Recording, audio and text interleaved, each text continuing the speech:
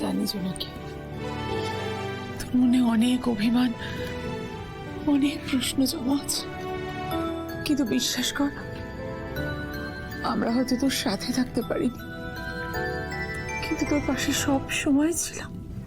তোরই লড়াই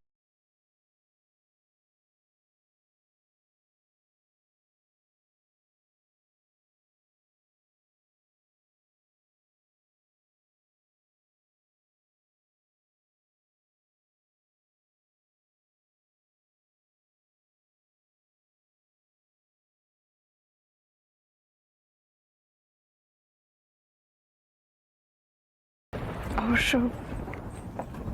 যোগাযোগ রাখার উপায়ও ছিল না, সেটা আমি জানি। বাড়ির সবাই কেমন আছে গো? দাদু দিদা সবাই ভালো আছে, ভালো খবরের অপেক্ষায় আছে জোনাকি। আমার বিশ্বাস ছিল জোনাকি তুই তোর লক্ষ্যে পৌঁছবি। আজকের কেসের প্রথম দিন, আশীর্বাদ করি জোনাকি, আজকের এই লড়াইটা যেন তুই জয়ী হতে পারিস। আরে মা, আমি চাই তুমি এই আদালতে নতুন জার্নি শুরু করো।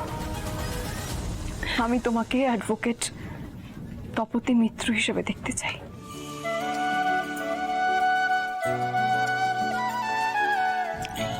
একেবারেই যে শুরু করিনি তা কিন্তু নয়।